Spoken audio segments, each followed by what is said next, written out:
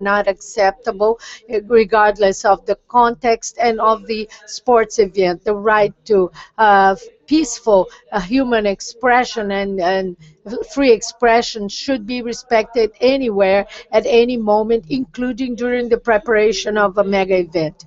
And what we saw in 2013 was, on one side, a problem regarding how the police and other police forces acted during the protests. And the other way is the existing legislation and its application and new projects, bill of laws. And what was the reaction of the police? First of all, the police acted many times to repress the protests. Protests that were occurring in a very peaceful way were repressed by the police with violence, with excessive and useless need to use force. Many times they were dispersed without any reasons, and many people had their rights violated. The right to protest. We also saw the abusive use and totally inadequate use of the so-called less lethal arms, lethal weapons, because they are not less lethal. They can also kill. They only have less potential for lethality. But these arms, such as gas and rubber bullets and gas, pepper gas, etc., were excessively used against demonstrators and peaceful demonstrations, which resulted in people who lost their eyesight, or many cases of the photographer who lost one eye, journalists who were hit in their faces by rubber bullets in Rio de Janeiro. They threw gas bombs in closed spaces like a hospital, a metro station. So this is, we cannot accept that. This is really a violation. It's an unnecessary use of force, of extreme force. And the demonstrations that started out in May and June, and in June there were the greatest demonstrations, and there was too much reaction from the police, and the Amnesty International translated a guide for best practices for the police in demonstrations. We sent this manual for all the state governments and for the Secretariat of Public Security, and we got no answer from any government. So we saw that there was no learning. Our message was not given, because the reaction of the police against the protests of teachers also used excessive force and used non-lethal arms. In Sao Paulo, we saw the hotel that was surrounded by the police was invaded and hit the people who were doing nothing within the hotel. A person who had his whole face broken lost many teeth because he was lying down after being beat up by the police. We saw the police using a technique called kettling, the cauldron of Hamburg. So there was no increase in the process of dealing with these demonstrations. And then all of these announcements of the unnecessary use of and abuse of the police were not investigated. There are not clear mechanisms of investigation to make the police accountable for it. And we know that during the World Cup, we will have the armed forces and the national forces in the host cities. Is very worrying to us, especially in cities like Rio de Janeiro. Let's remember what happened in different favelas when these forces acted a few years ago in the city. So we are very preoccupied with what can happen during the World Cup. And I'd like to speak very briefly about the legislation. What we saw is that first, people were arrested at random to verification. This cannot happen, democratically speaking. We saw something that was totally inadequate and criminalizing, for instance, the law of organized crime that is being used to against people who were peacefully demonstrating, they're being accused of organized crime, and they are using this law against them. So the application of this existing line is already too much criminalizing regarding protests. And on the other hand, we see both in Senate as in the Congress new proposals for laws that may criminalize even more the demonstrators. And there's not only one bill of law, but they are discussing the 508, but there are many others. There's the one against terrorism. There is in the Congress one bill of law that has more than 10 proposals, that it's also a package of the evil, because it has everything inside. They really prohibit any masks, criminalization of the use of masks. You could go to jail if you don't send a notification about a protest. There are several proposals, and we hope that none of these proposals that are so restrictive to the right of free speech and free expression is approved, neither before, during, or after the World Cup. I'd like to stress that it seems like the government is split up, and Minister Gilberto Carvalho said that the government will not support any of these new laws, and 2 days after, the Minister of Justice, José Eduardo Cardoso, said something else.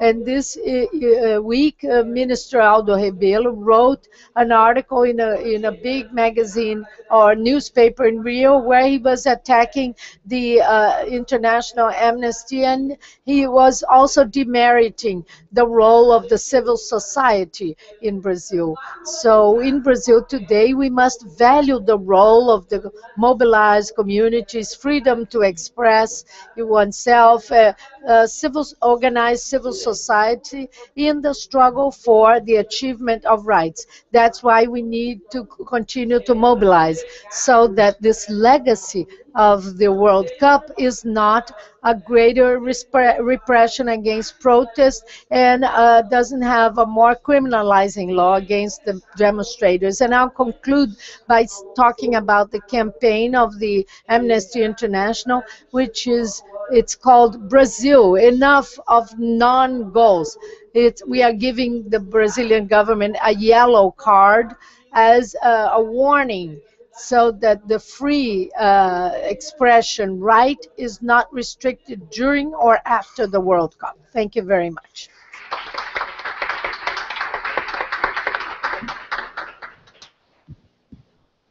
Obrigado, Renata. Thank you, Renata.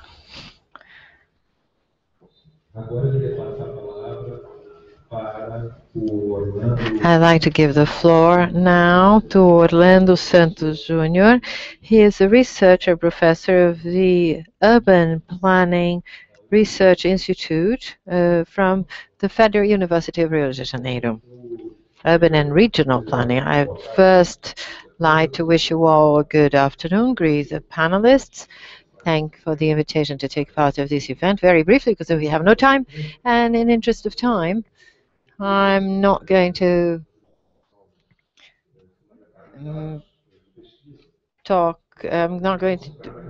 Actually, I'm going to concentrate on the answer of the questions that were submitted and trying to answer these questions based on our studies of this observatory and the experience as a rapporteur of the Right to the City of the group of human rights, and I was able to follow closely several cases of violation of human rights linked to interventions linked to the World Cup and the Olympic Games.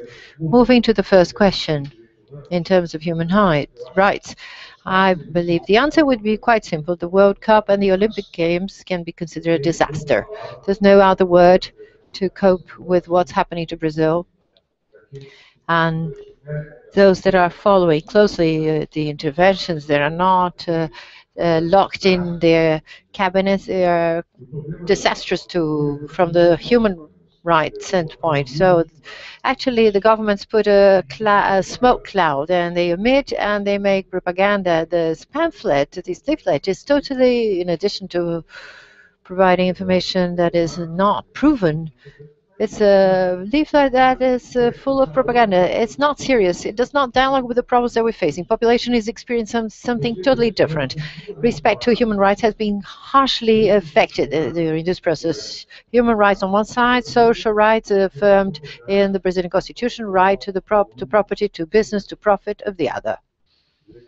Right to deep possession, being part of the business. Right against right. Marx adverted that, so what wins is the power, day-to-day violation of social rights consecrated in the Brazilian Constitution. The Brazilian case exemplifies how physical and symbolic violation were actually started to ensure the rights of large economic groups.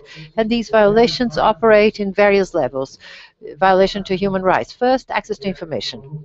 It is crazy for you to obtain information in this process. Impossible. Even within the university, you cannot obtain information. There is a policy of de-information, lack of information. In the case of information, well, Gilberto Carvalho talked about that. It's not the number announced by the popular committee, the mayor. The discourse is the same, federal and state and local governments. Eduardo Paes announced the same thing. It's not the number of the popular committee, and I'm going to announce another one. The trick, I'm going to reveal to you how the federal government is going to operate with this number, or reducing this number of expropriations. There is a deliberate policy of lack of information, absence of participation of communities affected in the debate of the urban integration project, going against the right that is established in the statutes of the cities, that requires that communities take part of the debate of the projects in the city that are being implemented in their own areas. This right was violently violated directly in a systematic way in all host cities. Expropriations, many of which promoted via coercion, threat, and force. We followed actually expropriations that were performed at night with notices of 0 hours for people to families to leave. Nobody told me. We followed that in the fields. So these cases are severe in Brazil. Absence of debate on the investments made. Not only the communities affected that are suffer, the communities as a whole. Exception laws that ensure exemption of taxes, exclusive areas for FIFA, the Olympic Committee, and others actually providing public spaces to these entities, even changing the school calendar. I work at a university that has changed its calendar because FIFA determines that we have to change our calendar. If these are not violations to human rights that are severe, that are happening in Brazil, I don't really know what is a violation to human rights. Subordination of the judiciary branch. There is no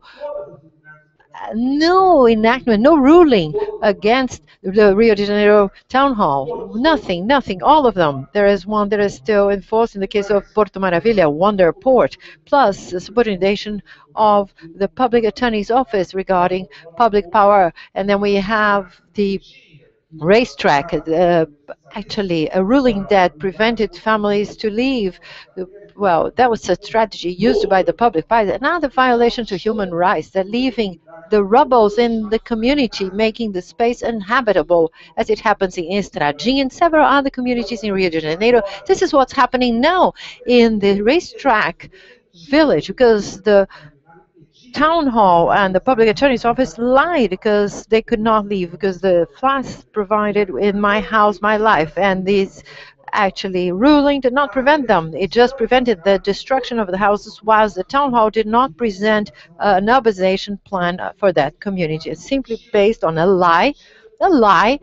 So this actually ruling is overruled, and then there's something else. What the town hall is threatening to doing at Indiana neighborhood. These are not past cases. They are past, future. They're happening.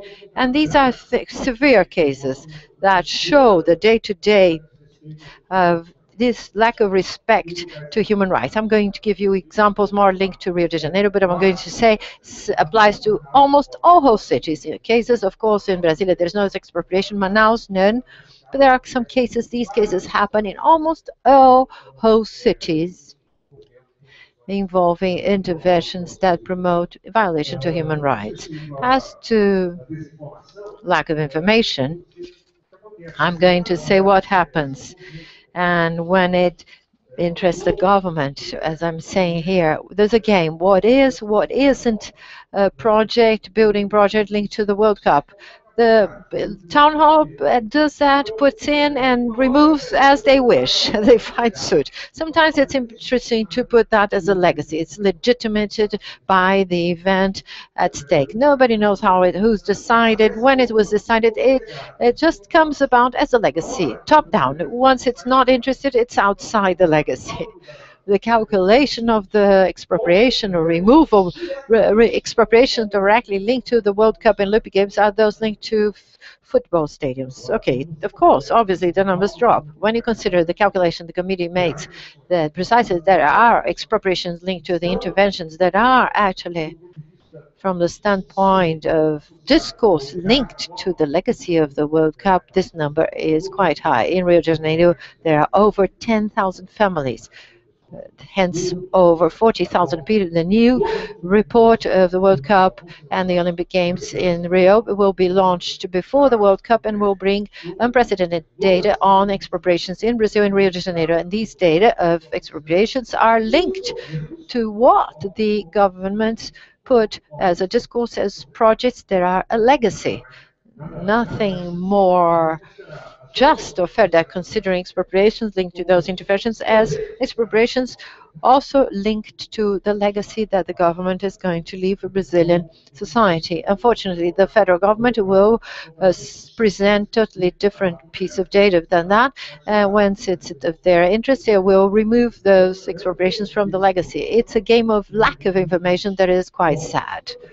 Second question, considering the other World Cups, and comparing to the World Cups, what can we see in the case of Brazil? We can see the deepening of the linkage of mega sporting events. People believe that FIFA is interested in sports, that the Olympic Committee is interested in sports. Regarding the human occupation, repression, control of public orders, there's a greater bond between these aspects. From the World Cup in Germany, we saw implications of demands of FIFA, special trading areas. This is one of the most severe aspects that we've witnessed in the World Cup. Subordination of public space to FIFA, case of Salvador. Salvador, for example, there is Junina parties are not permitted because FIFA does not allow these special parties during the World Cup games. So this is the case we get to. So subordinating public spaces, the management of public spaces to the interest of large corporations is the third question. So regarding human rights. So we have to repeat the meaning of the legacy in this process. The legacy that is presented as a set of interventions that is imposed upon society and made legitimate by the hosting of the World Cup and Olympic Games. Let's get the case of mobility in Rio de Janeiro. Mobility projects are a legacy. Who's decided that these investments being made of billions of reais in the BRTs are made like that in these places? No center linked to the integration of urban mobility in this Rio metropolis, which is the second largest in the country. Trains, those that live in Rio de Janeiro follow daily accidents or weekly accidents. Transport system totally outdated in terms of metropolis. And the investments privilege Barra da Tijuca, southern zone, and the port area. What are those investments? Of course, from the standpoint of urban investment, we're talking about investments that are going to have perverse effects in the short term. Perverse effect in the short period of time, in the short term. So there's obviously this legacy. It will make legitimate a project of a city, an urban intervention that is of the interest of great corporations. So we must deconstruct the very word legacy. We should not even work with the idea of legacy. Legacy is the legitimation of a city project that is more for areas of the city that are more for the elite, more unequal, more segregated, where obviously there is a displacement of the poor of the city from those areas to the greater, more peripheral areas, to further away areas. So the legacy is of a more unequal city in this sense, to close, because time does not enable me to go further. In addition, I must this project leaves other legacies, the role of developers that move from developers to managers, PPPs, the private management of the public space, etc., several other things. But we need to reflect not as legacy, as the balance of the resistance of society, the process of social mobilization. Hence, in this sense, the true World Cup is in the streets, fighting for a city full of rights. Thank you very much.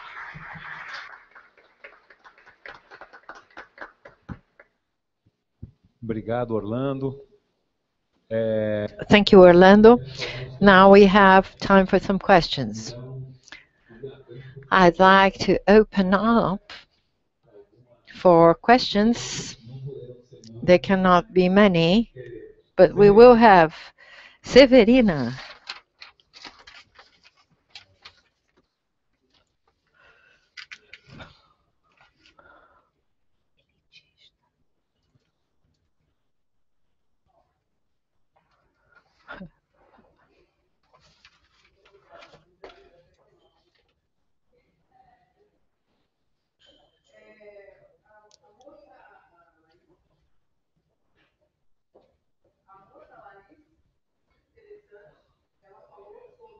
Apologies, we're not hearing what the lady's saying.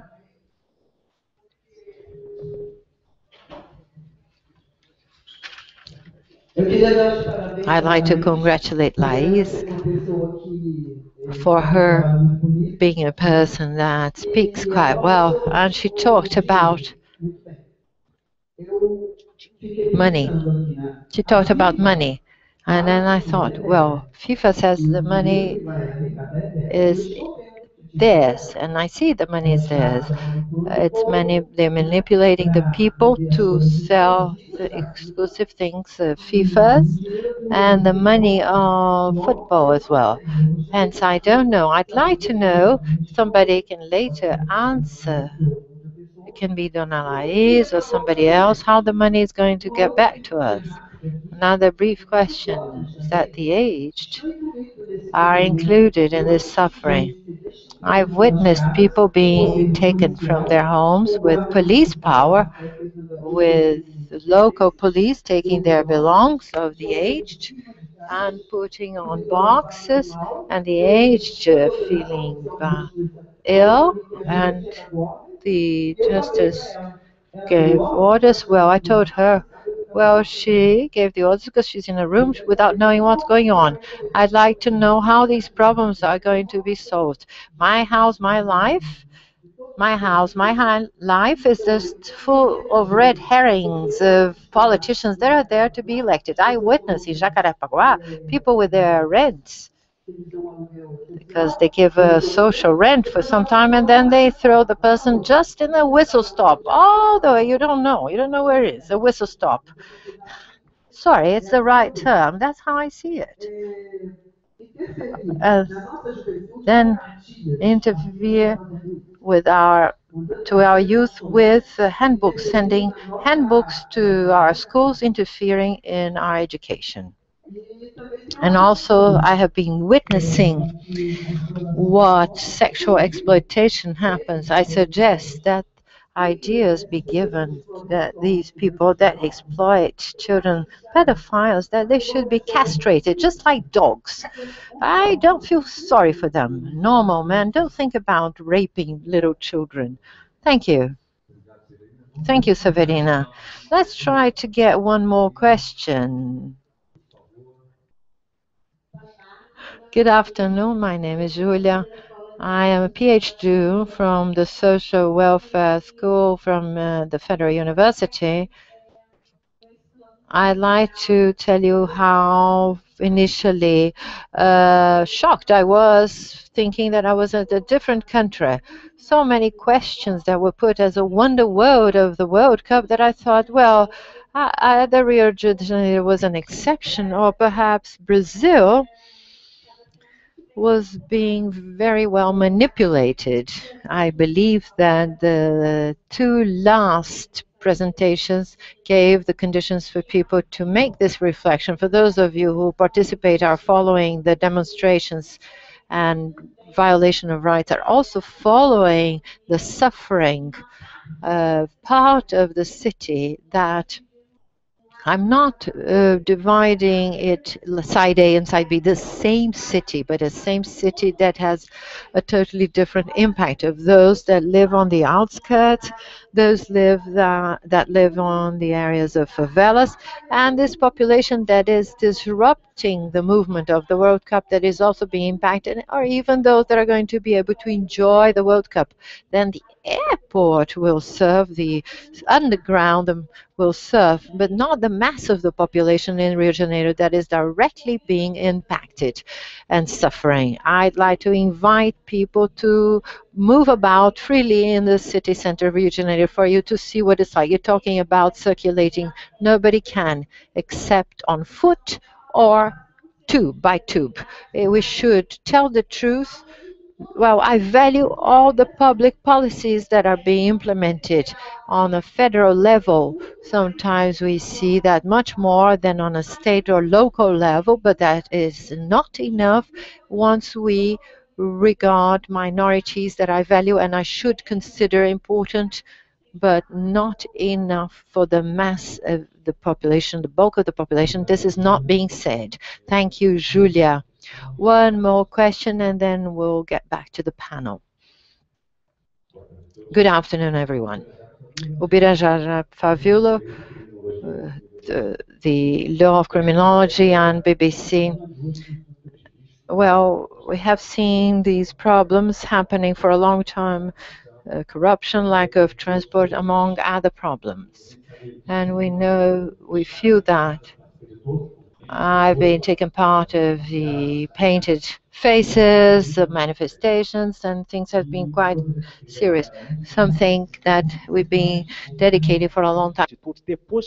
So why people actually react after? So things have been happening regarding the World Cup has been happening for 7 years. So there's a tax exemption to FIFA, the only country providing tax exemption to FIFA. I just came from the federal police, and there were some operations, friends, police officers. So there were some operations to be. So they have not been done because there were no vehicles that were available in favor of the World Cup and FIFA. Operations were prevented from being carried out because there were no cars. Look at the point that we have reached. Federal police. I was there the whole afternoon. And so the question is the following. So will there a true dance of mentality of debates, companies of the government? The government is a very large machine for you to make a great change. My question would be the following. Why aren't things done before? Why isn't the government pressured before? So things only happen after things have happened, once the house has been broken into. So in the meantime, millions are being actually swerved or from children, institutions, underprivileged, and things remain as they are. That's my concern about society today. Several classes actually are discrediting the institutions, and this is a very dangerous path. Thank you. Thank you, Birajara.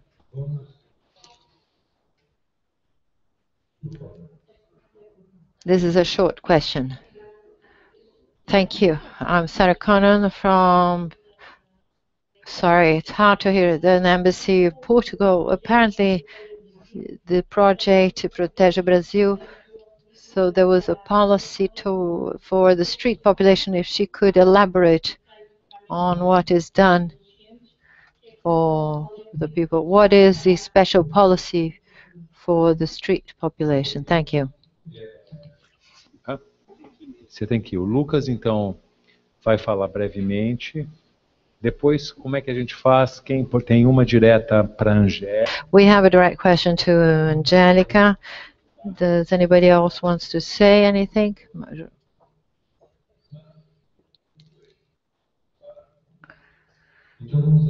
So let us open up for Lucas, and then Angelica will speak, and Orlando and Renata can actually talk. I'm going to apologize. I'm going to ask Anna to take on this panel. I'm sorry we're delayed. I had my ticket already purchased. Thank you very much for your time. I'm afraid I have to leave. My apologies. Sorry, it's hate to have to leave, especially because the government is being very much consulted, actually requested and asked. So the people regarding what's being said here in 2007 when Brazil won the right to host the World Cup, we had the host cities. There was a dispute between the governments of which states would have the right to host the championship if it were the will of the population at the time. We would have 27 stadiums built. Nobody thought this would happen in 2007. From 2007 up to now, what shows in our evaluation? Increase in the awareness of democracy in Brazil that actually put certain aspects into the same level that football had previously. So this is a change in Brazilian culture and Brazilian democracy that we should be prepared to deal with a new level in our democracy. Regarding tax exemption that was mentioned, despite tax exemption, and we have certain studies that show the increase in tax collection due to the new businesses, new employment, all the movements in the economy that we're going to have during the World Cup. That will be 19 billion reais. And without this smoke curtains, as the professor said, in quite a excited way, FIFA and the World Cup are indeed a business. Nobody's saying it isn't. Yeah, it's a private business. It generates profit to companies. And Brazil, just like other countries in 2007, thought it was important to fight for the right to host it because it was worthwhile. Because if you actually do the math, it's very much worthwhile. So 8 billion in stadiums, it's a cost. If you think about what's the request, the demand of FIFA, so the stadiums are 8 billion, 4 billion are just financing. They come back. We get back. We have a return. They'll be paid over time. The other 4 billion are paid with the refunding from states and municipalities and private funding. Three of the stadiums are totally private: Beira Rio, Rio Grande do Sul, São Paulo, Itaquera, and the Curitiba Stadium. So if you put these costs, the 8 billion, with all everything they're going to gain in terms of tax collection, the data I've just shared with you, and or with the increase in the GDP, 30 billion as GDP increase because of the World Cup, or spending of tourists, 3,600,000 tourists that are going to actually have transactions of a lot of money. So that is advantageous for Brazil. It generates income, potentializes the possibility of making social investments, including amongst others. This is not a smoke curtain that we're placing here. It's just the other side of the coin, because there is an attempt here of showing this is a great mistake to hold the World Cup, a tragedy, etc. We don't think it is. We're willing to have this open and candid debate. You're saying we're locked in our offices. We're not. We're moving about. Our ministers have been actually facing debate eye to eye, face to face, and he's been following all the questions. What we've seen in our field trips, etc. General Secretariat actually having closer pointing each host cities that these actually removals actually fail to be happening, that were accounted for in the report of national articulation of the World Cup, of the popular committees of the World Cup. So actually we want to have candid debate regarding the excess of police violence that's been mentioned here. I'd like to say that quite candidly, the General Secretariat, we're willing to talk to the other parties. I don't think these expropriations should not be done in a forceful way, so we're actually available to help in this process. We want to be with you in this process, with all of you, to dialogue with you, Renata. In fact, Eduardo Cardoso made the statement. You're totally right. We have the statement of our Minister of not letting that move on. We've obtained great victories in that regard. I don't think we're going to have any bills that will tighten repression to the right of manifestation or right to or freedom of expression. We're doing that quite well in our government, and we have great outlooks because of that. Well, having said that, I apologize for having to leave now. I thank very much for at the Ethos Institute, and I leave the floor to our secretary, and I would like to say that we're open and available whenever necessary. Thank you very much. My greetings to all of you.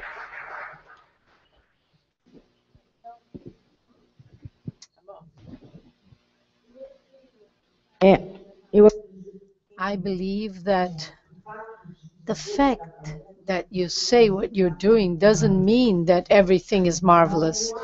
So there's not such polarity.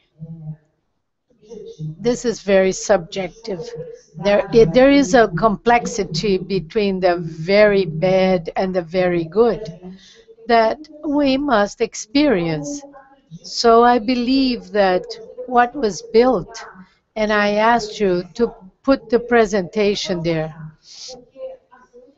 because what we have been trying to do with this whole group, and it's not everyone not everyone is aligned with the government, and so we want to observe what are the challenges we have to face. I brought an example of the violence map that we built. The scenario is not an easy one.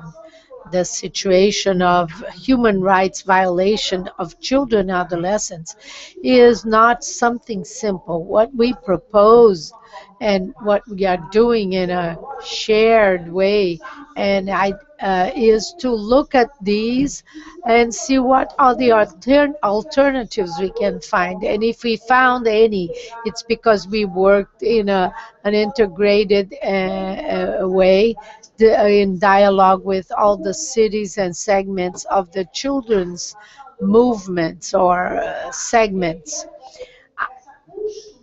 This building was a building to really look at the seriousness of the situation of violation of children's rights. This generated the hardening in the laws about horrendous crimes. This generated the prevention of pedophile entrance in Brazil. And just to underline this, as to the movement of the National Committee of the population on the streets looked for us. They are a movement, and they asked to be integrated to the agenda. We asked them, what is the limit of our possibility to absorb you? We didn't have a structure, a setup, because this is not our segment. So we proposed to serve as a bridge and reference for this movement. How did we do that? We raised and listened to this movement regarding the whole situation that they indicate as difficult in their daily lives, how they are excluded, and there they relate in detail how this happens in every city. And we promote their dialogue with the segments that deal with this. For instance, public security. They complain about how they are marginalized, persecuted, discriminated, and we established a dialogue based on this, and we made a protocol and put it and delivered it to the Ministry of Justice so that the rights of these people are respected and recognized, including the right to demonstrate or to circulate. As to the situation of being uh, hosted, or especially in the southern states when it's going to be very cold during the World Cup and they are unprotected, so they need shelters. So they will try to increase the network of shelters so that they can be sheltered and have this street offices to assist them completely. But this is not our specific area. We served only as a bridge to them. We think that the local committees will be a reference to assist them, to be next to them in the situations of violations of human rights during these events. Thank you. I apologize, but we are so much delayed. We had the inclusion of a new person, so I think the debate will continue. This discussion may continue. We have the site of the jogoslimpos.com.br. You can have access to the site, and even we can have the contact. You can continue the dialogue with the people from the panel. I know the panelists are great. We would like to hear a lot more. Professor Orlando, Renata, who brought this controversial issue so necessary to be discussed. I thank Secretary Angelica, who took time in her secretariat to discuss this, as well as Tatiana. Thank you so very much. Bom, a gente vai continuar no evento. We'll continue in this event. Para a gente discutir a questão de meio ambiente na Copa. Para isso, for this purpose, I'm going to invite Mr. Caio Magri, the Executive Director of the Ethos Institute, to continue our next panel. Sr. André de Gragel, que é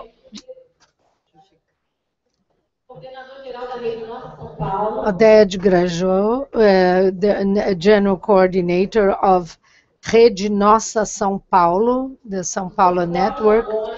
Cláudio Langoni, Coordinator of the National Theme Chamber for the Environment and Environmental Sustainability of the World Cup 2014. And David Dueck, Director of the OTEC Development Sector.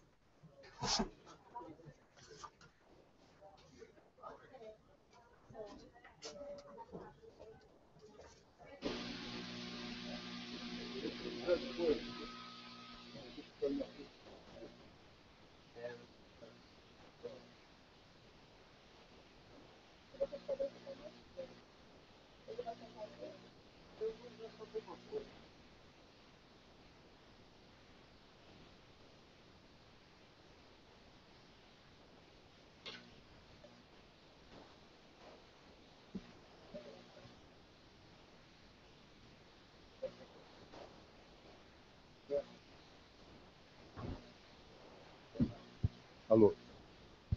Alô?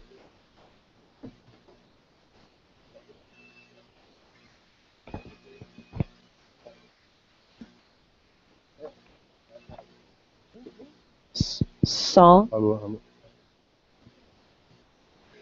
Bem, boa tarde a todos e a todas. Good afternoon to all of you. We must start right away because we have the commitment to finish at 6 o'clock. We have to be quick and objective. I'd like to thank the effort of Cláudio, Arigel, Oded, and Davi. Davi is in Rio, in São Paulo. So all of us made an effort to be here at this moment in this seminar. And our challenge is to bring a reflection, a debate that may point out again, and Juarez mentioned the concept of legacy, but we insist on it. Legacy is not necessarily the opportunities and the positive aspects. We have very critical legacy in situations of public policies. So let's try and reflect here about the legacy and what are the actions that or challenges that have been dealt with or addressed under the environmental point of view associated to mega events, investments in infrastructure, associated to the enhancement of urban mobility and demand for urban mobility. A country like Brazil that chose to have the World Cup in 12 host cities for sure did not account for what it would be in terms of the greenhouse gas effects, in terms of airway trips. This would make the World Cup unfeasible in Germany or Switzerland or Qatar. This was a challenge that was there for the governments. And we must reiterate here at least the perception I have, and I'd like to share with you that many times we are here making the balance of the cup, but we're not being clear about the difference and the federation's sharing of responsibilities among the different units. We are speaking about the situations where the management of this issue is much more linked to the local and state levels, and sometimes to the federal level. So now I would like to talk about our process. Cláudio Langoni is the coordinator of the National Theme Chamber on the Environment and Environmental Sustainability of the World Cup. He is bringing to us an evaluation of this chamber on the issues involving the benefits for the population and the challenges regarding this legacy. Then Oded Grajev, the coordinator of Rede Nossa São Paulo, will make an intervention to reflect around the issues we can consider, like the view, the perspective of the society about environmental issues. And then Ariel Pares, Director of Production and Sustainable Consumption of the Ministry of the Environment, makes his speech. And then Davi Dueck from OTEC may explain to us a little bit how the company is acting in this area. So I'll pass the floor to Cláudio. Cláudio has a presentation. It's the only one. Okay, Davi also has one. Cláudio, please. Good afternoon. This is a critical schedule. We are very near the Santos Dumont Airport. We might get to our homes earlier than some people who live in Rio. I'd like to congratulate all of you who had this initiative, and thank you for the invitation. Myself through the Ministry of Sports and Ariel through the Ministry of the Environment will give you a general overview. If the presentation is on, I'm going to use it just as a support. I'm just going to use it just as a support. The first issue that I'd like to comment is the following. we thought of having an initiative of the environment and sustainability for the World Cup in 2014, focused on the World Cup and its legacy. We never thought of trying to solve the structural problems of public policies that the policy of residue, the deforestation of the Amazon, etc. But the World Cup is an opportunity to enhance this legacy because of its visibility and work with this in the rationale of a legacy. At first, when we started to work in 2010, and this was the only sectoral area where the sports ministry could find in its structure specific assistance to work with the sectoral with the sector of the environment ministry. The bureaucracy for the environmental licensing would prevent us from having the World Cup. And most of our newspapers said that in those days the debate on Belo Monte was a very contemporary one. And we decided to work with the World Cup works in order to make an equation of the licensing, environmental licensing, and incorporate the environmental demands. Contrary to South Africa, the law for licensing, environmental license in Brazil is very demanding, and they demand a series of environmental compensation. So the mitigation, direct mitigation of environmental impacts caused by infrastructural problems is solved initially in the regular pattern through the environmental licensing of infrastructure. And if you observe the work we did involving networking with the state, which were the greatest licensees, and a dialogue with all over Brazil, saying that the public ministry should think about this. So we ended up having not the environmental licensing. It is disappearing when it's not a crisis. When it's a crisis, it appears.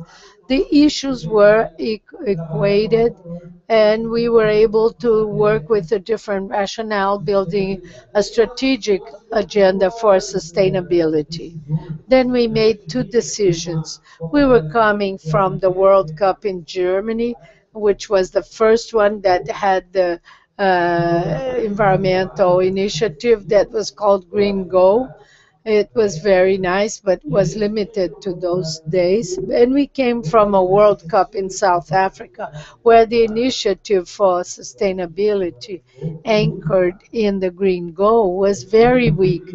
I would even say it was basically circumscribed to one city, Cape Town. So the balance is, if we do not recover or rescue this situation in the Brazilian Cup, we will lose the opportunity window to consolidate this, because there is no mandatory requirements of the FIFA in terms of environment.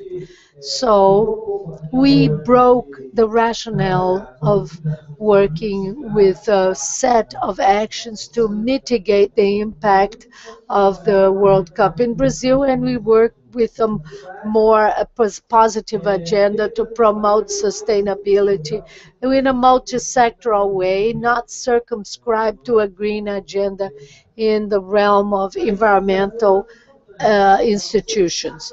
So in Brazil, this was important in order to nationalize an agenda with a very sectoral aspect in a country like Brazil with 12 host cities. We had to have the theme chamber that was established in 2010, the first of the 9, and it's been working until today, and it's the one that has been working more effectively in Brasilia.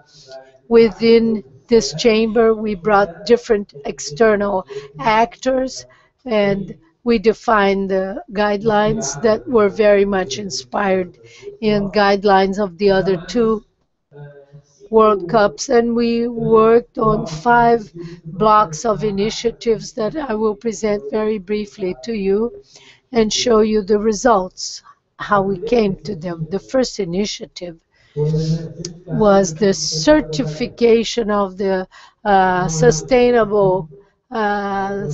sustainability of the arenas. This was not a demand by the FIFA in those days of President Lula.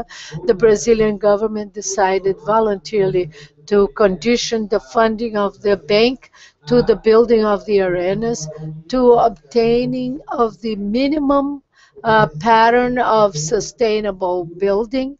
There were claims and complaints from the builders, but the government took the stand and was firm. And today we have the 12 arenas that are in a process of certification of sustainable building. There was the LEED is more consolidated in Brazil, the seal.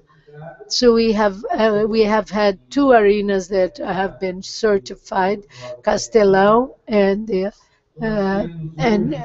today we have 6 arenas going through the task force of LEED, and they will get the certification before the 12th of June.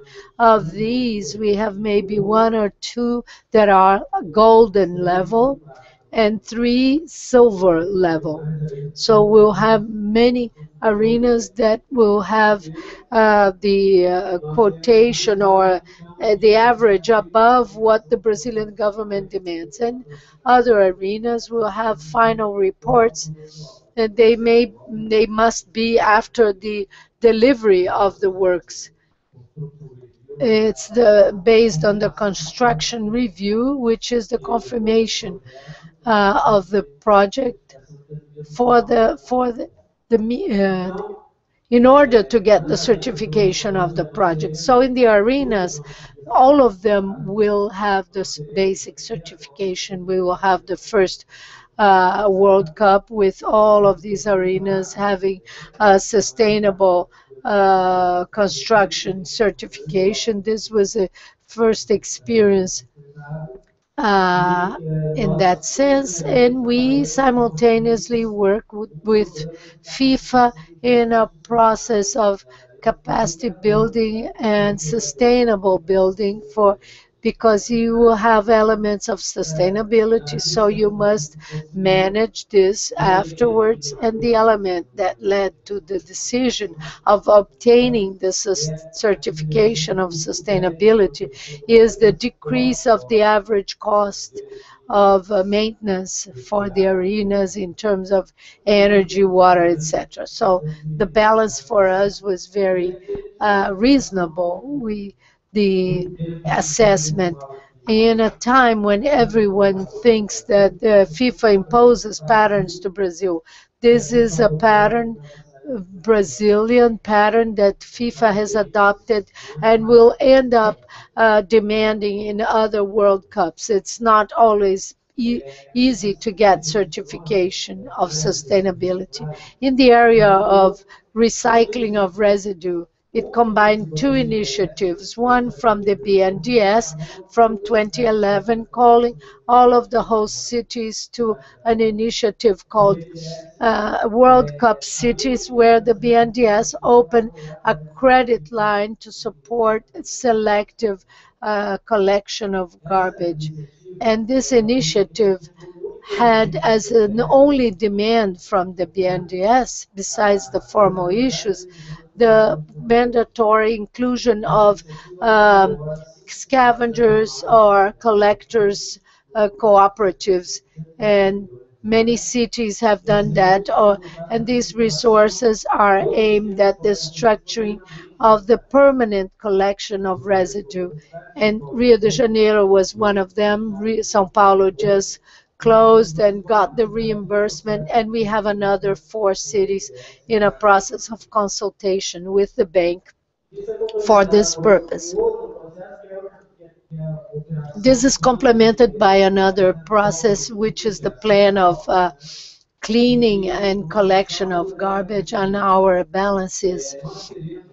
We will have in the 12 host cities inclusion of scavengers through their association, selective collection, and forwarding this material to their cooperatives from the arenas and from other public exhibitions, spread out in the following: in the arena and in complementary facilities. This will be paid by FIFA with the support of Coca-Cola, and from the fence of security to outside. This is being paid by the cities and partly by an initiative of the federal government that gave 5 million reais to support the insertion of scavengers or collectors, sorry, of collectors of recycled material. This, in many cities, they have had the selected collection of materials, but in many cities, this is something new and it will stay in a permanent way. Around the Arena Pantanal, they had a pilot area to initiate the collection of recyclables as an initiative of the BNDES. Out of the 12, 6 got the credit offered by the bank, and we nationalized the agenda. I think we're going to have a very interesting balance in general lines for you.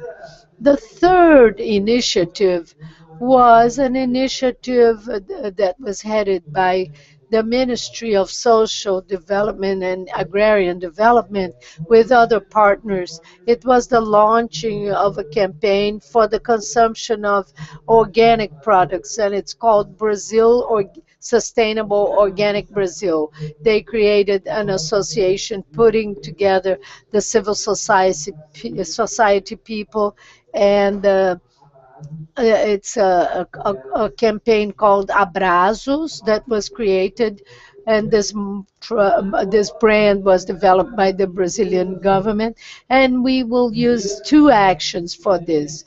The first of them is that in 10 out of 12 cities, host cities, we will have areas and kiosks that are called Brazil Organic Sustainable, which will offer sustainable products.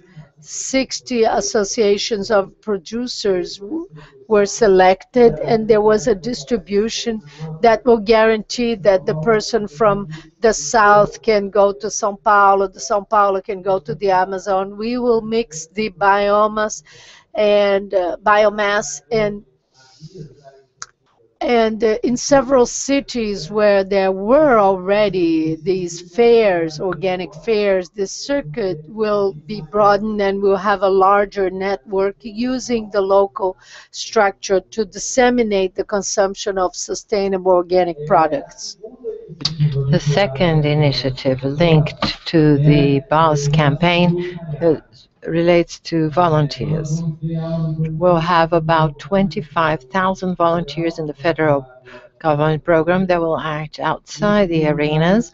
These volunteers will receive a kit for volunteers, etc. They're going to have a food voucher, and they're going to buy their meals during the work, because the logistics to distribute food for 25,000 people in 12 cities is impossible. Now we're going to have a complementary scheme for food supplies for the volunteers. All volunteers will receive a large bag with a kit of 10 certified organic products acquired by the federal government from cooperatives and associations, with nuts, energy bars, dehydrated fruit, biscuits, crackers, etc. They're going to receive a kit, and every day when they work as volunteers, they're going to have part of their kit in their backpacks, and they'll have complimentary food if they're there in front of the stadium with speaker guiding tourists. So we're going to have guidance on the origin of these products and why for this initiative in this national scale. Our fourth initiative is called Campaign Green Passport. This campaign already exists in 40 countries, led by UNDP and the International Tourism Organization. We had an agreement with the UN program.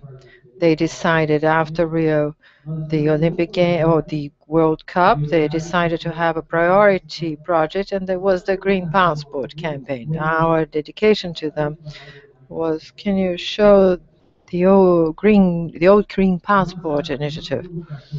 Our provocation to them was to move from a platform based on a replica of a passport that was a handbook of guidance to tourists on sustainability printed on paper.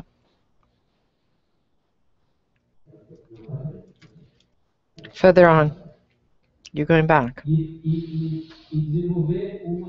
And develop a new tool with modern language based on digital platforms. UNEP accepted the challenge. Now we're giving a new model for the campaign. The Green Passport that until Rio Plus 20 was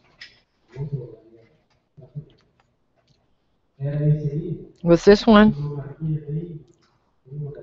Very modest brand that was a replica of the passport, a copy of the passport that was also used in South Africa. Has a new logo. This is a new logo. And now, as of next week, we're going to launch a website, a specific app, interactive with users, Tourist Cup, and a page on Facebook, focusing on the identification of 60 sustainable scripts made to the host city specifically for the World Cup of 2014. So we're going to work on sustainability towards tourists. This is the new global brand of the Green Passport developed here in Brazil. Quite interesting project. And we started working. This will be continued later with an initiative called Journeys of Sustainability that will happen in 5 cities until the World Cup, geared to tourism for sustainable engagement of tourist trade. The platform of Green Passport will enable actually addition of tourist places or with the Green Passport, and that will be quite interesting legacy for our initiative. And lastly, the initiative of mitigating and offsetting emissions. It's a dilemma. Even though we have good initiatives in this area, this is in the federal government and states. Most cities' ethos work with sustainable cities has little accumulation in terms of capacity and ability of handling and the development of local policies regarding climate change. We carried out work with the people that worked for the London Olympic Games. We standardized the methodology. We worked hard training, educating the cities, actually considering aspects of greenhouse gas emissions. We created some guides for volunteers. We produced an inventory regarding the World Cup that will be launched during a press conference with the ministers, with a forecast for the World Cup emissions and post-World Cup. We're working on that for the exposed inventory, which is confirmation of that. What's interesting in terms of initiative there?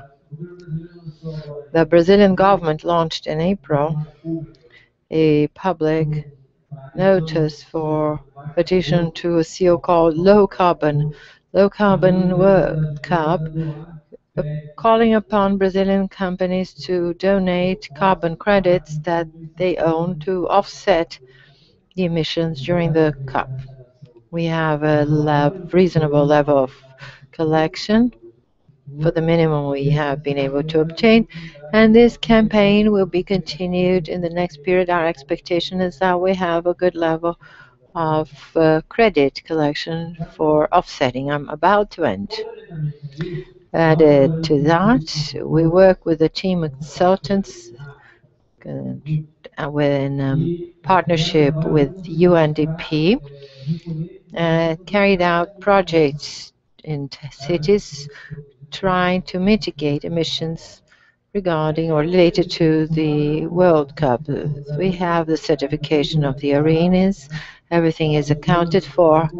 The cleaning collection plans and several others, bike tracks, new modalities for transportation, several other initiatives that are being and data being tabulated. We're going to have symmetry. Some cities are doing well, others are doing worse in terms of mitigation. We have Curitiba, which has their World Cup fleet that will run on B100 biodiesel, 100%. São Paulo with 1,000 buses with B100 will be fueled by B100. So some interesting initiatives.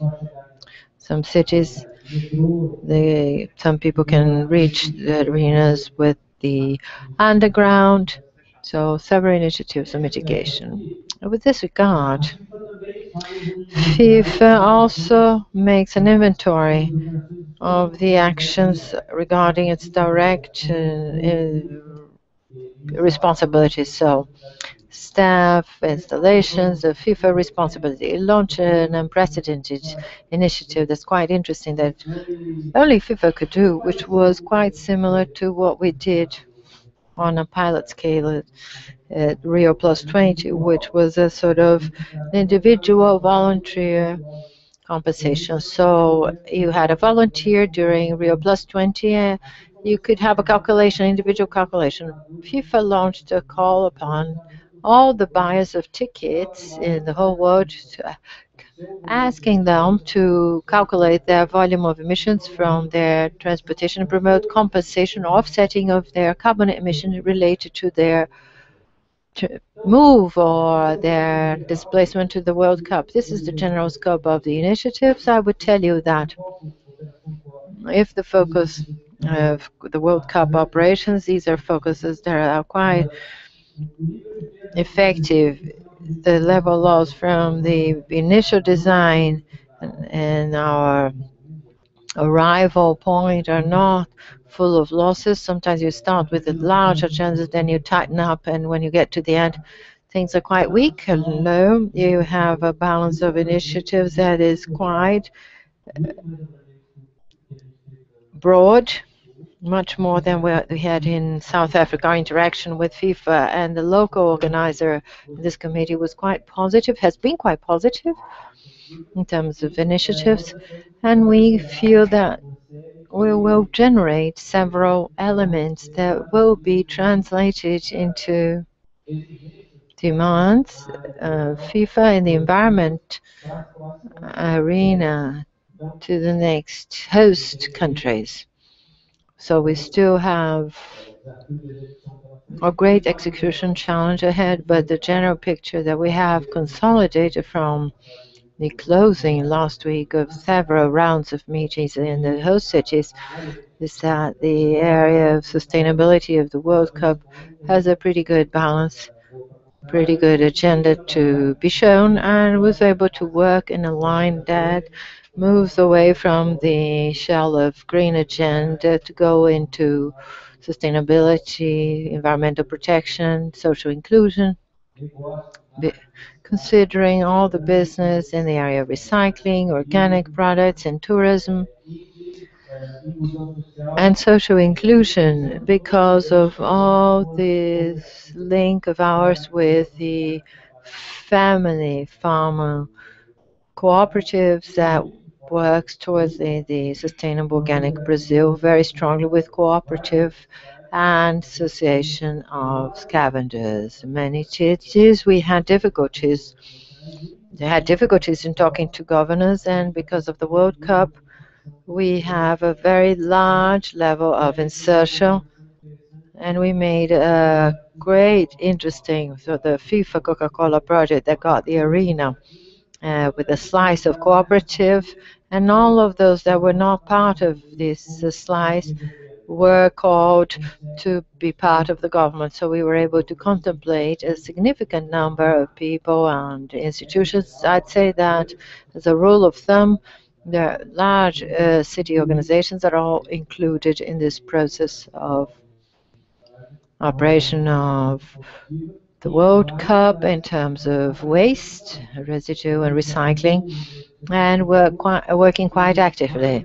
So FIFA said that more than receiving what they said, actually, the cooperatives, they said they wanted to have the right insertion. We have several cities in which the cooperatives and associations are hired to run the operations of the process of cleaning and collection, which is quite an interesting maturing process that we witness because of the national policy of waste and residue.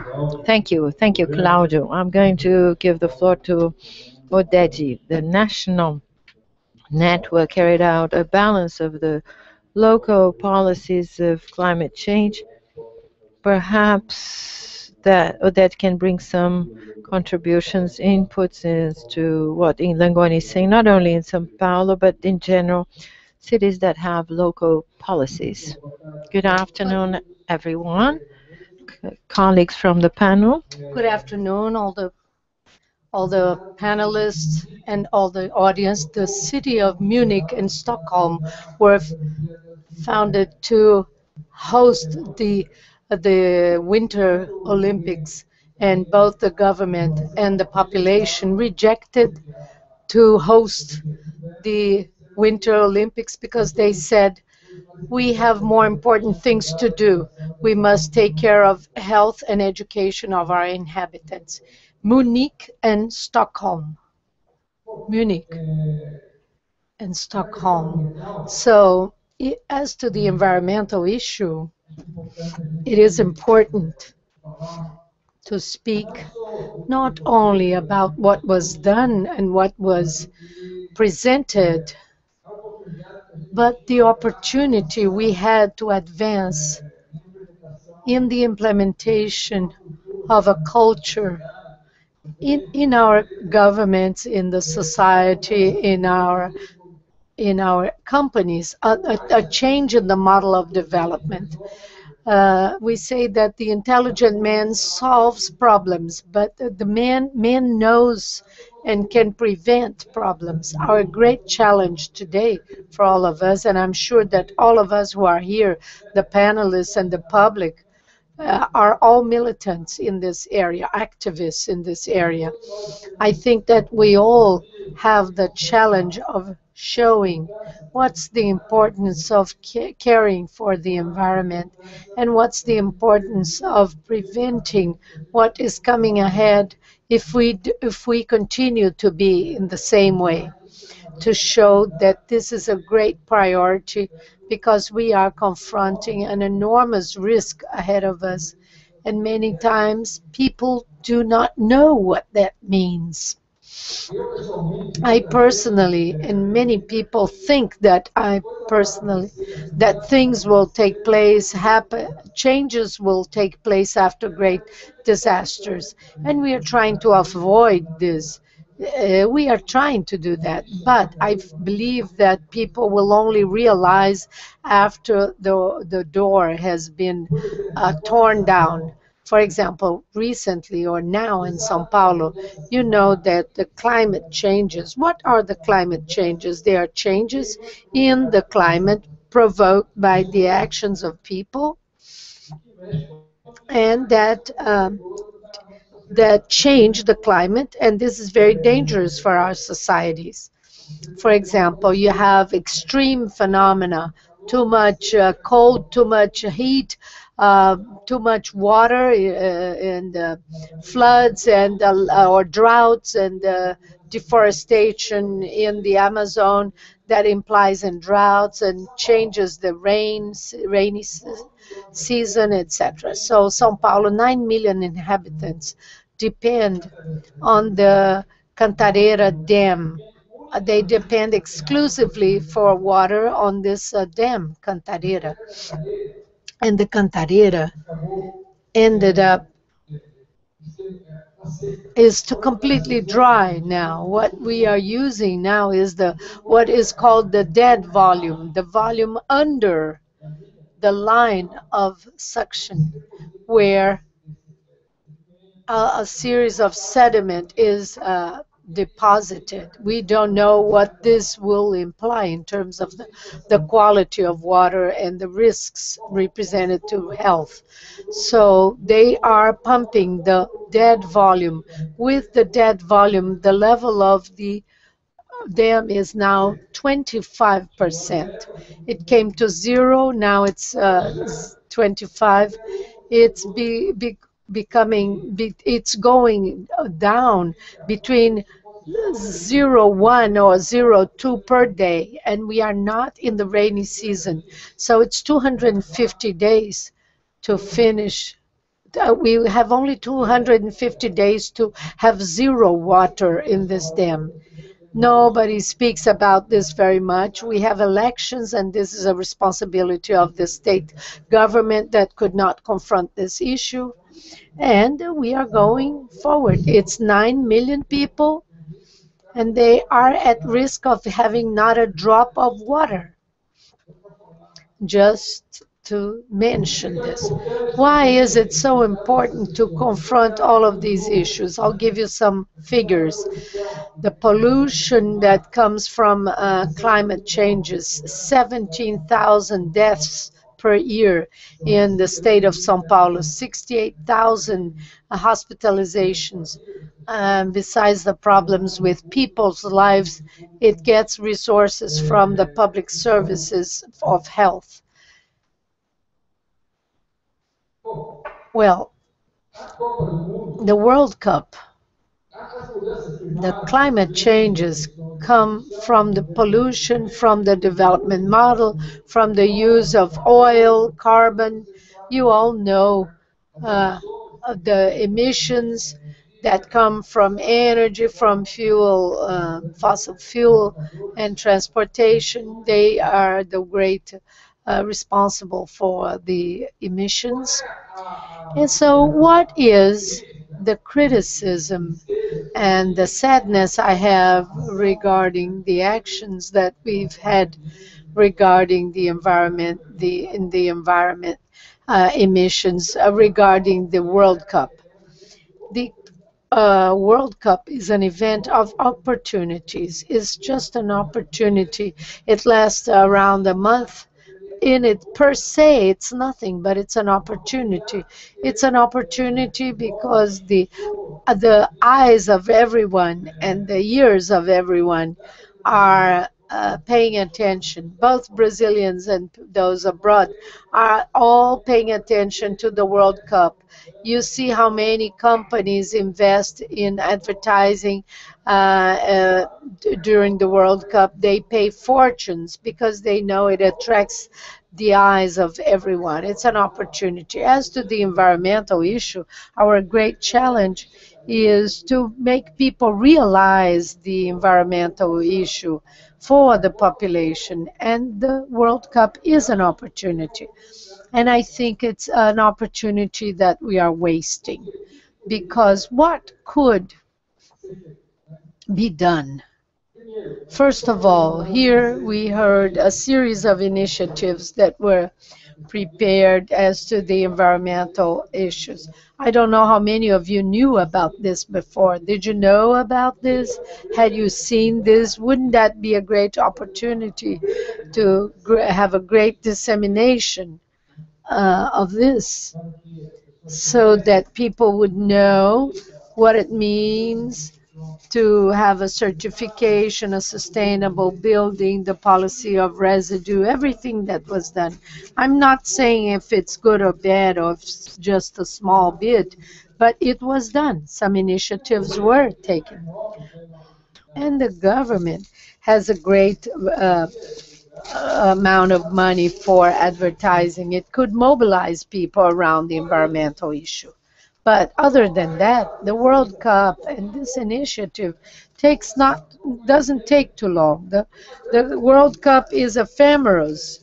It's a great opportunity to implement the lasting actions that may stay as a legacy of the World Cup, as new rules for the Brazilian development, public policies, public policies that may last and make the rules of the development become rules for the sustainable development so that we can confront this situation in a lasting way. For example, rules for construction.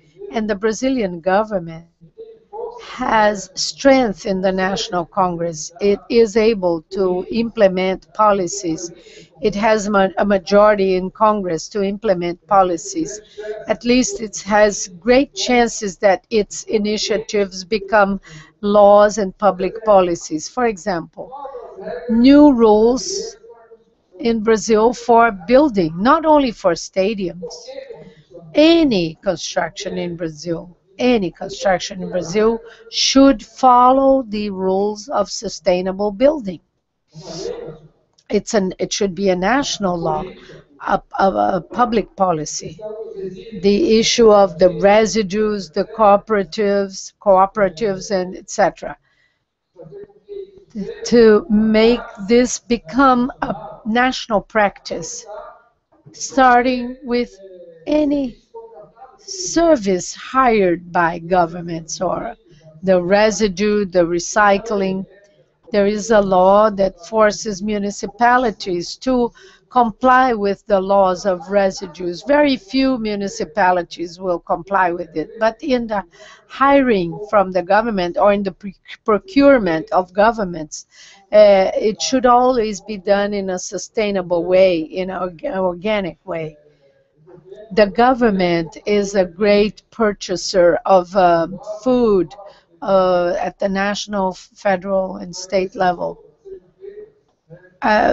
state and municipal level, so that these purchases are done in a sustainable way. The food for children in school, organic food, local purchases, development of local agriculture, the issue of energies, starting with all of these stadiums, they could be moved by alternative energy, solar energy, aeolic energy, wind energy. All of the energy in the stadiums should be renewable.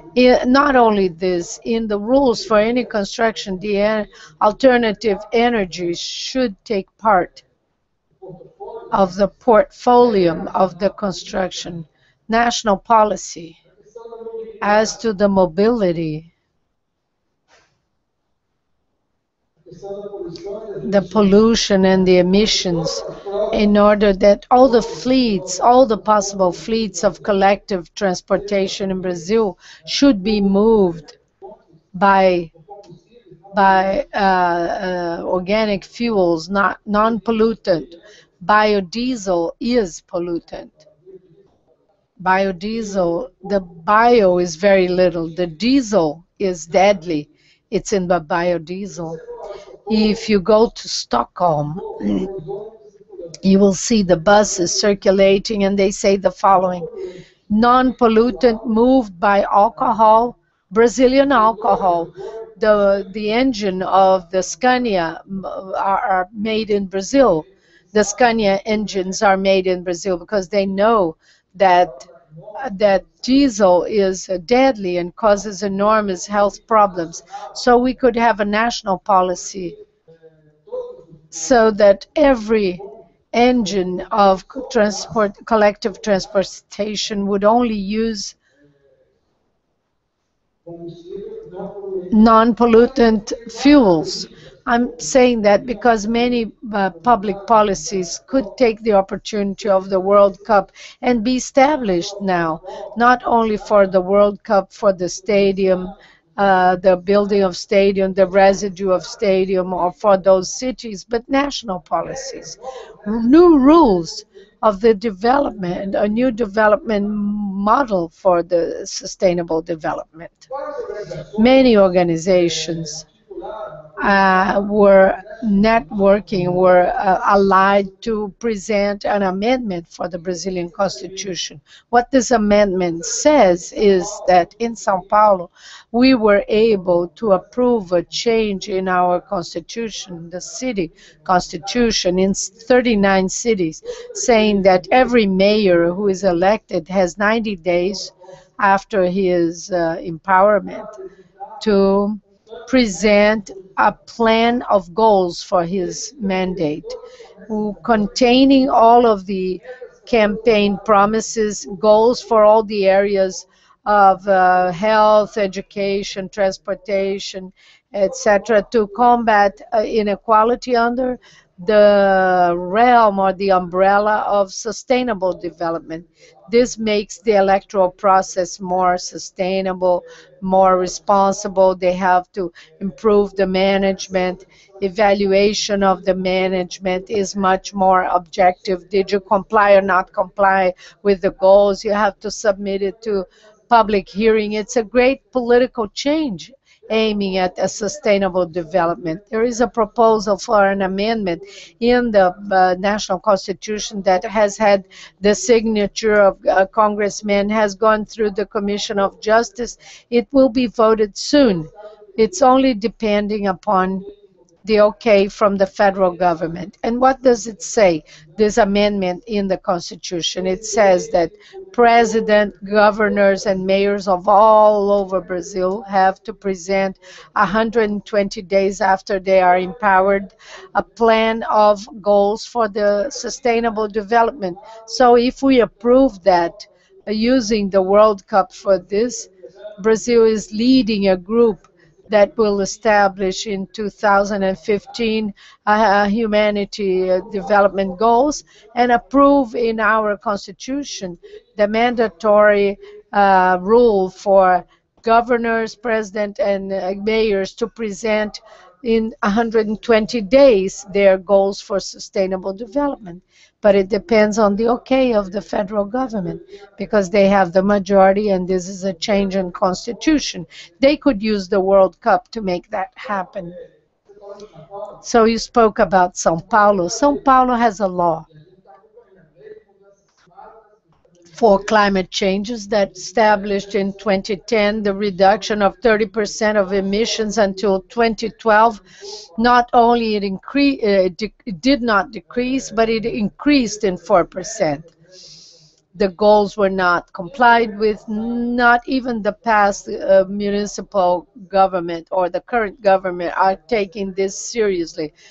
I think they're going to start taking it seriously because we are following it up and they know this will have repercussions in the electoral process. But very few governments at the municipal and state levels are taking this into account. Very few governments. Now, when the water is over, when we have a drought, and when we have this toneladas e toneladas de granizo que caíram em São Paulo.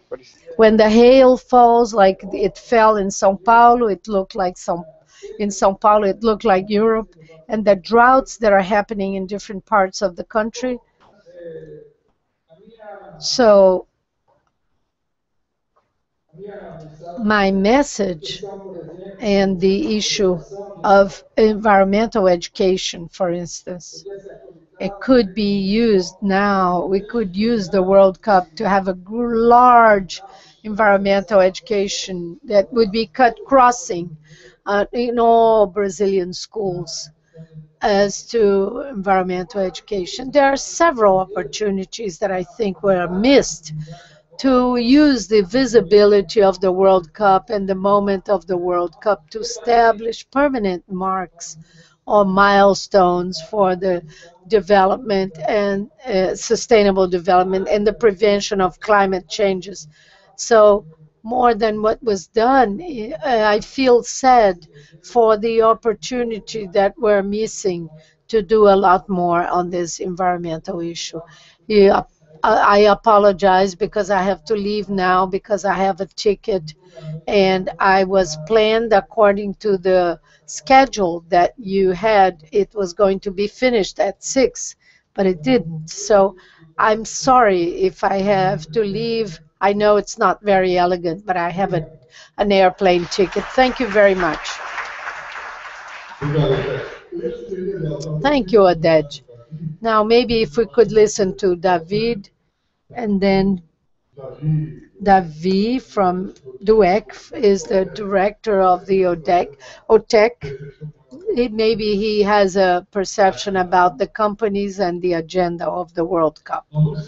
We will extend. Let's set up an agreement so that everyone can stay and know exactly what time we're going to finish. I hope we can reduce and go until 6:20, and so we will end.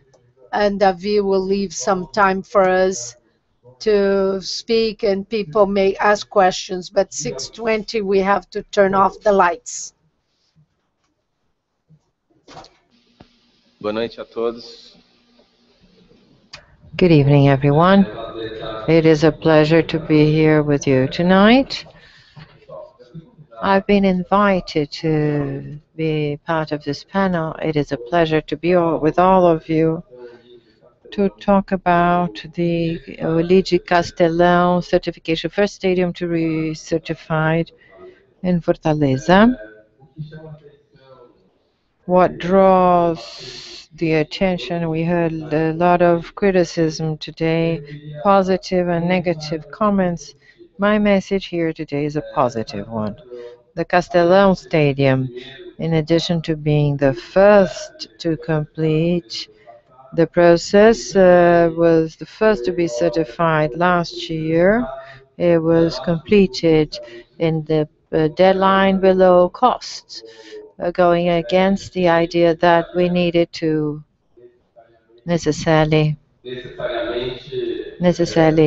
transform certification in price increase regarding what was initially expected. I'm quite impartial, but I must say the structure that was set up, the dedication we observed in the Castelão Stadium deserves to be stood out, both in terms of the partnerships of professionals involved in the process. We also had dedication and commitment of the people responsible for the project. We saw in the first talk this morning that Pernambuco and Ceará were the two states with greatest index of visibility.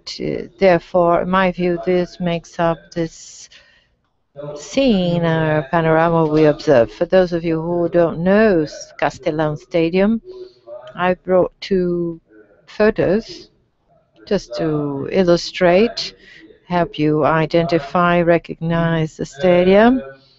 And the first point I wanted to highlight to you is that there are three opportunities I see related to the stadiums. First, international visibility as a positive one. The certification of Castelão was actually communicated in the US in countries whose language I was even unfamiliar with. In Brazil, we had a communication below what we could have imagined. There was quite expressive communication, technical media, perhaps a bit less in mass media. Some sports channels actually communicated this certification, but we actually saw in very few places cover pages of magazines, etc. But the positive international repercussion in an environment where we've seen so many criticisms related to delays and problems related to the World Cup, in my view, is very positive in terms of practice that actually transforms certification a consequence, not the cause. It's important to highlight that the fact of the stadium having been able to obtain certain sustainability results that led to certification is what actually creates this kind of dissemination in the media in Castellón. Now we can go back if it is the case. I can actually give you some more information on that. Second aspect is environmental education. Look, OTEC is a consulting firm. We work with companies. We've been working with the theaters, museums, cultural centers, urban centers, distribution centers, plants. When we were invited to take part of this process of consulting for a stadium, my first feeling was that it was the first project in which not necessarily the audience we would have going into this building, that living with these sustainability aspects would be quote unquote elitist. A stadium in principle is open to anyone. The people we know, Brazilians are crazy for football, and everything we have regarding sustainability in the stadium could be communicated in a much more intensive, expressive, and closer way of the people. I'm going to present some numbers right next. We can see that it is possible in a stadium to bring closer to these people certain concerns that not necessarily do they have in their day-to-day of water savings, energy savings. The stadium has gigantic potential. We see there are some internal communication tools internally, but somehow we could and still can, even though the stadium, quote unquote, will start operating, in fact, during the World Cup. It's an educational tool throughout its life cycle. Throughout the time it will remain, we'll have people watching the matches with metals, some efficiency, some efficient lighting devices, air conditioning in the various areas or indoor areas. And thirdly, we have a significant operating cost reduction. I'd like to benefit from the fact that the DEG and Agoni mentioned about for sustainable operations. Well, I have a guide that is actually addressing sustainable operations and maintenance. That is at the door. So we were going to see some numbers, some figures here. During the construction project, there was very careful management of the work site. 95% of the waste were not sent to landfills. That represents almost 46,000 tons of waste that were not directed to landfills. We had wide covers to reduce heat, increase solar power efficiency. I'm giving you some very symbolic examples. So there's infrastructure for preferred parking places for those that have solidary lift or alternative fuels, ethanol, water consumption. We have a whole series of strategies and methods and technologies that will enable yearly savings of water consumption of about 30 million liters of water a year. And also in terms of power consumption, we expect to have savings in the combination. Well, just parentheses, the Castellão Stadium is integrated to the Secretariat of Sports, so the whole ensemble will save over 400,000 reais in power yearly. If we remember that a house can or household can spend from 50 to 100 reais a month in energy, all the energy that is being saved can supply several households. I did these very basic maths, if it's not wrong, with an average of 50 reais a month, we supply 8,000 households a month, which in my view is not negligible. I knew we would have little time and I didn't want to go over for too long, so I've structured a very succinct objective presentation, but the idea here to close is to show that, in my view, we've faced problems. We are facing problems with World Cup infrastructure projects and construction works. And in my view, with our experience, we are also providing consulting services to the Olympic Games. So we are circulating in different works and different structures. And I must say, I can say that despite the fact that we're not viewing a scene where everything is the way we would like to, the economic structure to make this event viable, an event like the World Cup provides some opportunities that, in my view, should be viewed from the standpoint of let's turn lemons or limes into lemonades and benefit from what we have here. Well, we can't go back. What was done incorrectly or in an undesirable way is already like that. There's no going back. So Castelão, in my view, is a good example for everything it brought in terms of results. It can still be explored. There's an initiative, private initiative behind the Castelão Stadium is a public-private partnership initiative. I promised to answer Oded the question on in local energy or power generations. Some stadiums are applying that. Others had faced some resistance because the cost of the kilowatt hour per generation method is more expensive by photovoltaic than the cost of the energy provided by the grid.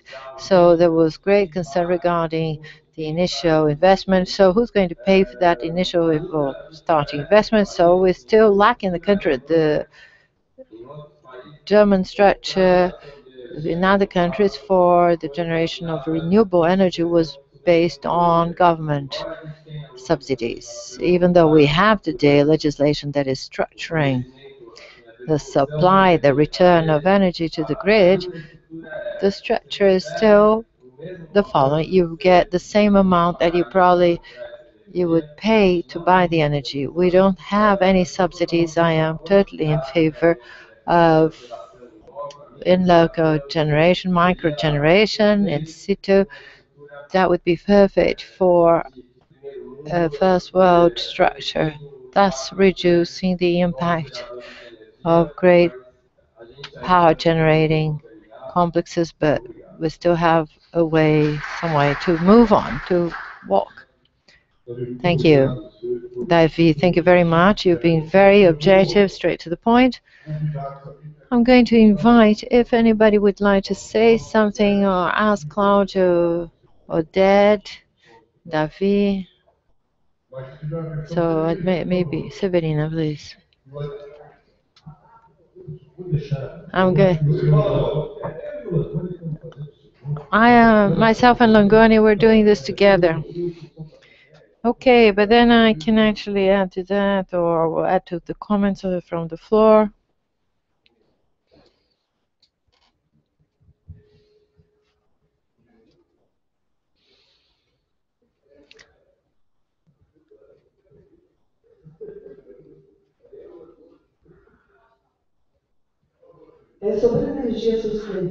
It's about sustainable energy. Very interesting. Why don't they do that in evangelic churches?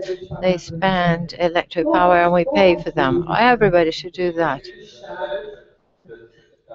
There is an evangelic church trying to get this LEED certification. Since I take part in the solidary economy, I'd like to know very much why Mr. Eduardo Paes has destroyed something that was so sustainable, that was not disturbing anyone to make holes. He's crazy about making holes, sticking holes. He did that tunnel in Ayrton Senna close to my place. There were 3 crashes. It's poorly planned, designed, and he's crazy about digging holes. He's going to do that in the city. In addition to exploding or busting everything, he damages buildings that are ready. And can we make these people to think? I suggest to you, gentlemen, I don't know to whom, how this should be done, that politicians, the next politicians to run for elections, they should undergo a psychological test and psychiatric ones on several categories to see whether they have this megalomania, and they just spend our money and they never render accounts. We're not paying to work for them.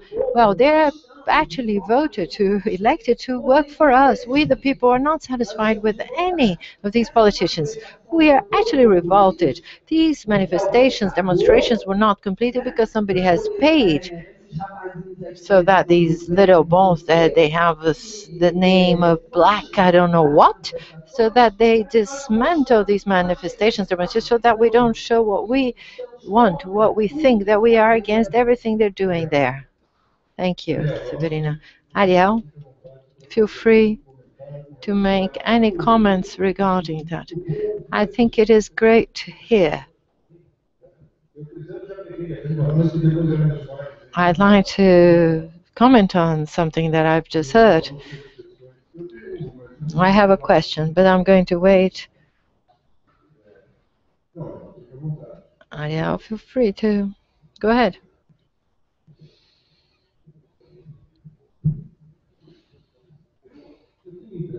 I have the impression that actually there is a lack of communication on the World Cup that obviously can be addressed in various ways. But what concerns me is what it impacts when we don't even see the positive facts. When Oded brings up these questions, they're quite germane, but it's important to bring up questions on what actually the World Cup can bring to us of establishing policies. So in our case, we have certain possibilities in the area of sustainability. We could have that and much more than that. The point is that somehow we focused and we gave the sustainability projects, and I refer to those projects that were presented by Langoni. There was a broad and coherent.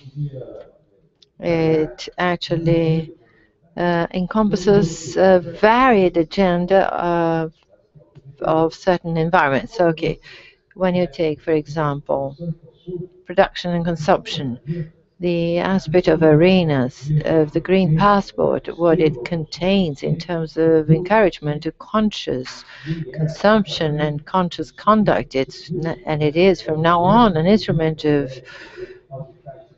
actually encouragement, incentive to green businesses to actually have these businesses to have a minimum relationship between the consumers that check and assess and retransmit that to the passport. We have a monitoring team, etc., to locate a little bit, well, the same thing regarding parks, even though it's not in the area of the parks. We were far below what was expected. This is real. I think the aspect of economic use and conservation and demonstration of ecotourism, landscaping, etc., has not been sufficiently used, and they are up. And with the green passport, our biodiversity assured.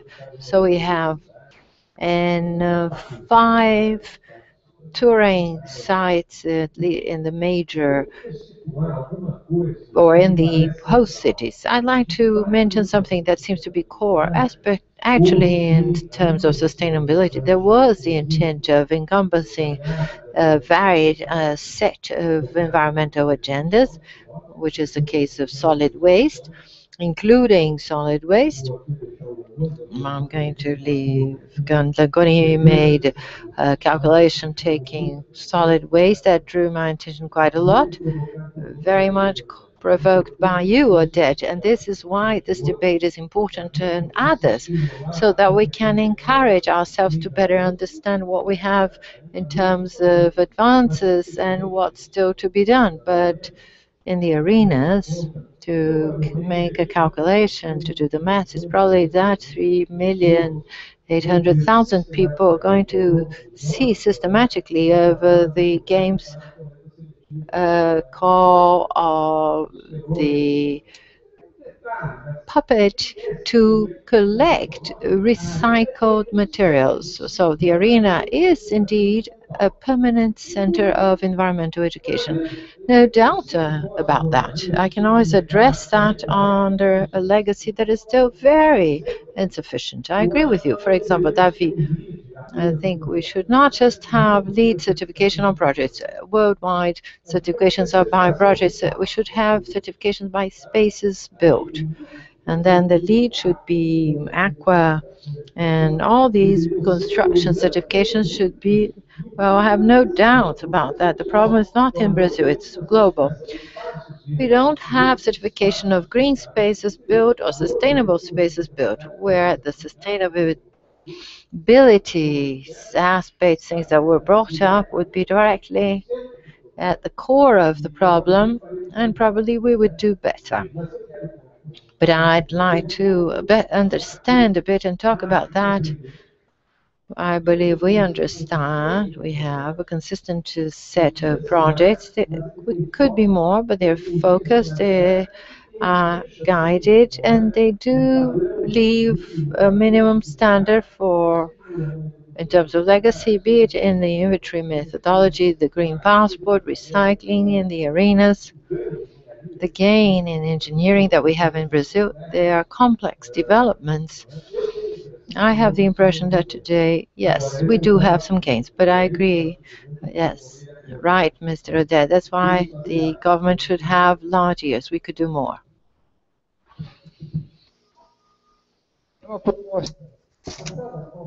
Well, after the World Cup is gone, is finished, what was done, what happened, how can we potentialize this? So after the World Cup, it's gone, it's finished. So we can think, well, all of this that was done, how can we potentialize it to become public policies, not only for the Olympics, but in scale, to have a greater scale and to have a greater impact than what we're having now. We should use the learning process, see things happening. So after the World Cup, how can we potentialize this? Now I have to run after my airplane. Thank you. Thank you. The issue of certifications, they are part of a controversial world. Some people are against, some people are in favor. I'd just like to say that today there are in the market certifications for urban projects, infrastructure projects, and the certification in vision that is for projects that do not necessarily need built construction or a port or any other kind of implementation that has an impact on the city could be certified. For those who do not know very well the structure of LEED certification, it has criteria of implementation, energy, water, materials of environmental quality. And the Envision certification has a structure that considers some environmental aspects and some social aspects that are very relevant. I like to give examples, like, for example, the concern in relocating a community that is in a place where they will eventually be expropriated to implement the works that are object of this project. So today there are tools for that. We see certifications much more as a means than as an end, but they are in fact an award, a form of communication of the result that was achieved through the work and involvement of all the different teams. Claudio, please conclude your conclusive words. I'd like to make a brief comment. Some of the things that were mentioned. We are seeing, this is a moment of debate in the country, of discussion, since we do not discuss the thing in itself. If anybody defends certification of the arenas, you will be defending the government, and there'll be elections in October. So we have today more arenas, sports arenas being certified in all the organisms of certification in Brazil than in the rest of the world. Also summed up, we made certification of 12 large football stadiums, and many of them in reforms, which is even more complex, or remodeling. It's not even new stadiums. So is this a big thing? Well, this has a power of induction. Brazil today is the greatest sustainable construction country in the world without a law. Today in the region, southeast region of Brazil, 50% of the buildings are undergoing a process of sustainable building. As the wind energy, when you have the certification of an arena such as Castelão, what did they do there? They had to buy raw materials that were consistent with their certification process of finishing, paint, and building materials in general. So they had a policy of local purchases. They called the local suppliers and said, either you have this product in your portfolio to supply for the arena, or I'm going to buy it in the southeast. So the sellers of paint or solvent incorporated the product to supply to Castelão. It increases its portfolio, and this has an impact in Fortaleza, where they had no tradition. So this has a power of it's a replicable power, and we are undermining this. The government makes a volunteer decision to demand a basic pattern. So we're going to have 2 golden and several silver. It's not too much. Well, then why does this only have a repercussion in the media outside of Brazil and nothing in Brazil? Is it a problem of dissemination of the government, or do we have a syndrome of poor street dogs? Because if it was that easy, why didn't that do that in South Africa or in Germany, which is this very developed country? So we are doing something different. Can we do more? Yes. But this is the account I did for Ariel, taking into account that Brazil is selling all the tickets. We will have an average of 60,000 audience per game. This means that 3,800,000 people will be oriented by selective collection of recyclables during and before, during and after the games. And this is a FIFA animation. We had a pattern, a standardization of the language. We will standardize this little doll that represents the games. Everybody says horrible things about FIFA, but FIFA chose the tatu bola, which is an endangered species of Brazil. We did not think about this but we'll have a campaign for this species to preserve the species in the northeast of Brazil. We could potentialize this. So we must start from the basis we have built. And Oded's idea is a good one because we thought of something that could have an effect in the Olympic Games. So this will involve the same actors in the Olympic Games.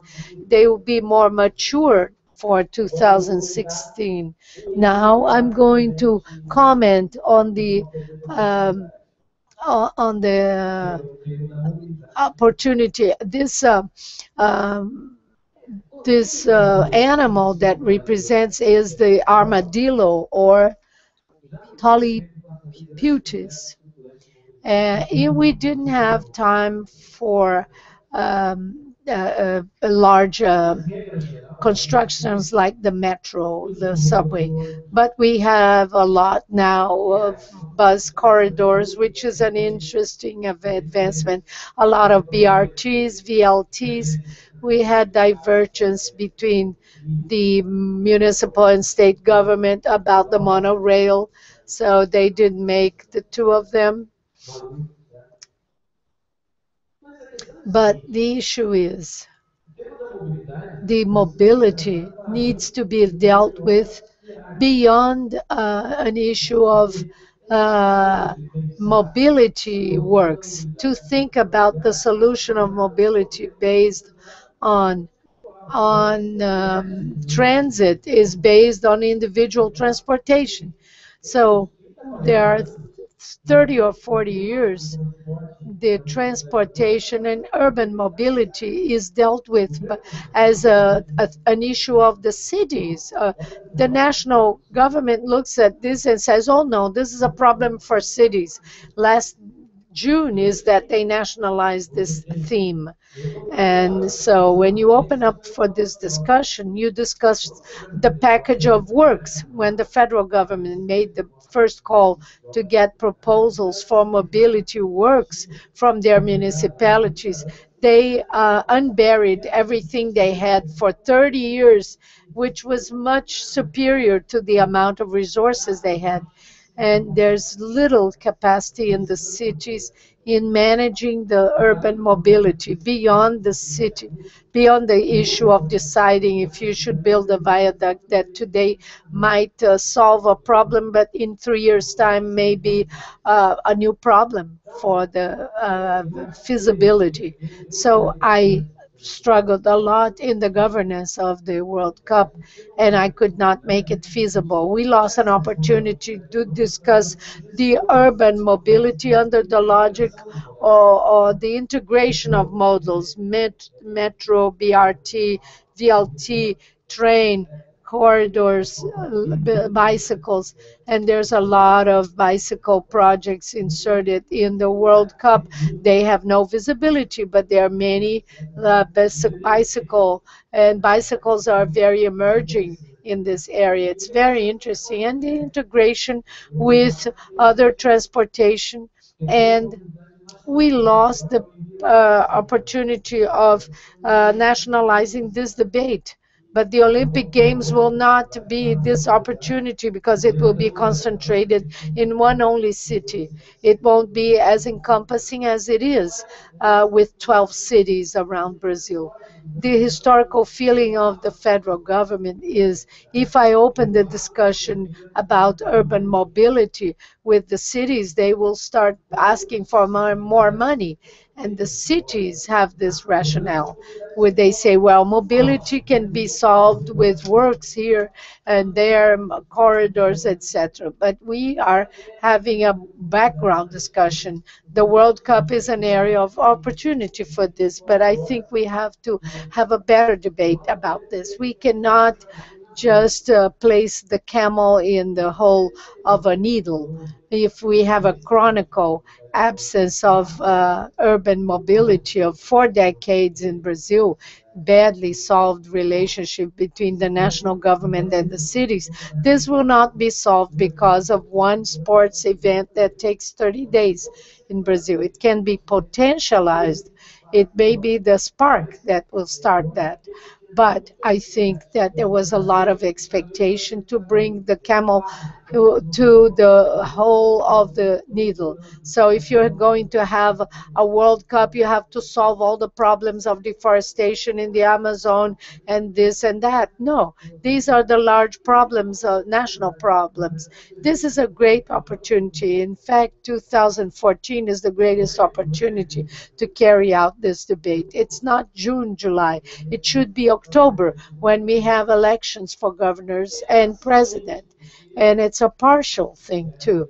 And I'll conclude with this because we also have a rationale that we end up reproducing the following. The problem is always to blame in the government. So in all the debates, either you are in favor or against the government, and you cannot have a debate where you have a certain agreement in the society where you say, well, the problem of our model that is centered upon automobiles, it's only a problem of the federal government or a culture of a society that works with the idea that everyone needs a car and there's not a critical mass objective one that may discuss a new rationale where collective transportation is presented as an alternative.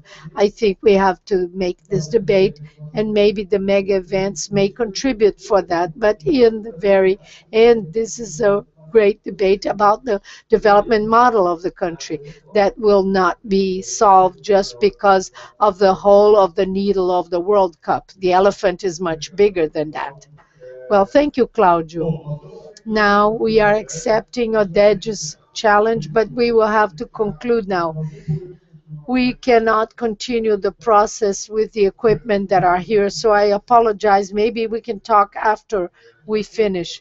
We accept Oded's challenge. I think we have this opportunity. I think the companies that made experiences to be in this process and to bring innovation with the perspective of new businesses in the field of sustainability, the areas of state and federal government and municipal government that are willing to continue with this dialogue in the perspective of solidifying this process, the consolidating this process with a very broad perspective of several attempts that may be done in Rio de Janeiro. So we are challenged to do that. I'd like to thank all of you for your presence, for your activism to stay here until 6:30. Thank the OAB for the space, for the technicians and the team of translators and interpreters. We are transmitting this. There's a lot of people watching this. The transmission is going abroad, and the team of Ethos, Ana Luisa, who raised this issue in Rio de Janeiro, and all the partners, the organization from the Ethos Institute, all of the brothers and sisters from the Impacto. Thank you very much. We have to close at 6:30.